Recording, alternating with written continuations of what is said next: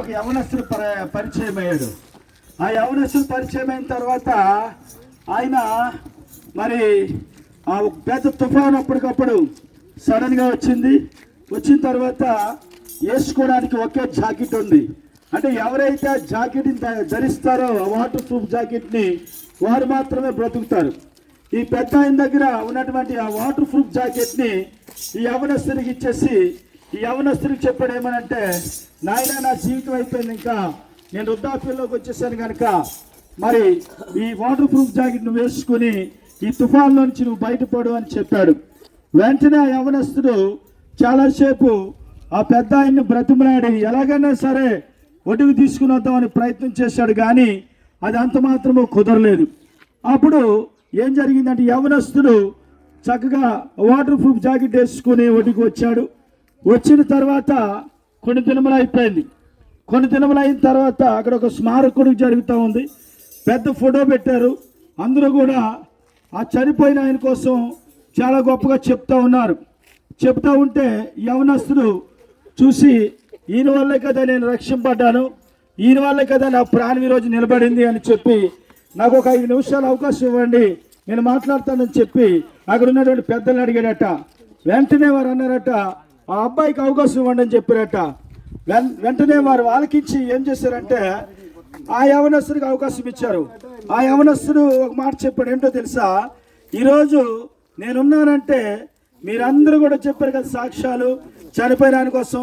ఆయన ఎక్కడో చనిపోలేదు, నా చేతుల్లోనే చనిపోయాడు అని చెప్పారట. ఆయన ఎక్కడో చనిపోలేదు, నా చేతిలో చనిపోయాడు. ఈ ప్రాణం ఉందంటే ఆయనకున్నటువంటి వాటర్ ప్రూఫ్ జాకెట్ నేను వేసుకోవడం వల్ల నేను బ్రతుకున్నాను, నాకు ప్రాణం పెట్టి ఆయన మరణించాడు అని చెప్పడం జరిగింది. సభ అంతా కూడా దద్దరెళ్ళిపోయిందట. కొంతమంది మనుషులు బ్రతుకుతూ ఉంటారు కానీ పోయేటప్పుడు కూడా ప్రాణం నిలబెడతానే ఉంటారు. కొంతమంది బ్రతుకుతారు కానీ ఎదుటి వారికి దారి చూపిస్తూనే ఉంటారు.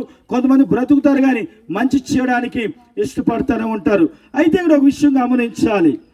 ఆ యవ్వనస్తుడి కోసమే ఆయన ఒక్క వాటర్ ప్రూఫ్ జాకెట్ ఇవ్వడం జరిగింది. ఒక్క ఆయన బ్రతికాడు. కానీ ప్రభు అయిన యేసుక్రీస్తు ఈ లోకాన్ని అంతటిని కూడా బ్రతికించడానికి లోకానికి వచ్చింది. ఆయన ద్వారాగా మరణం అనేటువంటిది ఛేదించబడింది.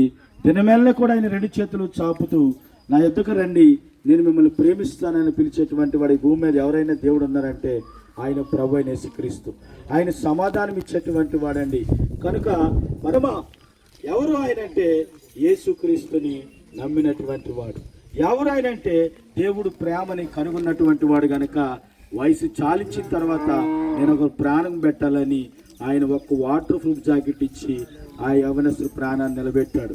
ఈరోజు ప్రాణం అంటే అందరికీ తీపే, కానీ మన ప్రాణం నిలబడాలన్నా, మన ప్రాణం అనేటువంటిది ఆయుష్ ఉండాలన్నా, ఈ మంచం మీద లేకపోతే నీ కాలు కింద పెట్టాలన్నా యేసయ్య ఆజ్ఞ ఉంటేనే తప్పించి ఇది నీ వల్ల అయితే కాదు. ప్రభు తీర్మానము, ప్రభువే సమస్తమును కూడా చేయగలడు. పడుకున్నటువంటి మనిషి చచ్చిపోయినట్టు సమానం. కానీ నీ ఆత్మ ఎక్కడెక్కడో తిరుగుతూ ఉంటుంది. మరలా వచ్చి నీ ఆత్మ నీలో పెట్టి దేవుడు నిన్ను ఏం చేస్తాడు, తెల్లవారైంది లేగు, నువ్వు డ్యూటీకి వెళ్ళలేగు, నువ్వు స్కూల్కి వెళ్ళలేగు అని దేవుడు నిన్ను లేపితేనే నువ్వు లేస్తావు. ఒకవేళ ఆత్మ నీలోనికి రాకపోతే ఏమంటారు, నిన్ను చనిపోయాడు. అప్పుడు ఏమైంది, నీకు బంధువర్గమున్నా, నీకు అందచందమున్నా, నీకు బంధువర్గమున్నా, నీకు అందచందమున్నా, నువ్వు ఆటగాడివైనా, నువ్వు పాటగాడివైనా, నువ్వు ఆటగాడివైనా, నువ్వు పాటగాడివైనా, అందుకే ఎవరివైనా యేసయ్యను నమ్ముకోవాలి. నువ్వు ఎంతటి వాడివైనా యేసయ్యను నమ్ముకోవాలి. ఆయన నమ్మితే నరకంలో నుంచి నిన్ను తప్పిస్తాడు.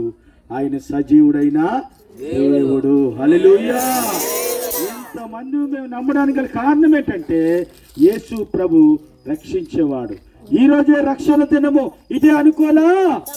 విశాఖపట్నం నుంచి ప్రాంతానికి వచ్చి మరి మా సహోదరులు మమ్మల్ని ఆహ్వానించారు. మా సహోదరులు కనుక ఈ ప్రాంతానికి వచ్చి సువార్త ప్రయాణిస్తూ మండు టెండ్లాడడానికి కారణం ఆయన ఇచ్చిన ప్రేమ మమ్మల్ని అందరినీ కూడా బలవంతం చేస్తుంది. మాకున్న రక్షణ మీరు ఏదైతే పొందుకున్నారో అది మీరు ఎదుటి వారికి ఊరికి నెమ్మని యేసు ప్రభు చెప్పాడు. మేమేది పొందుకున్నామో అది మీకు చెప్తున్నాం. దీన్ని నారు పోసి నీరు పోసి ఫలించబడి యేసయ్య. ఆమేన్, హల్లెలూయా. దేవుని స్తోత్రం. మనకి సమయంలో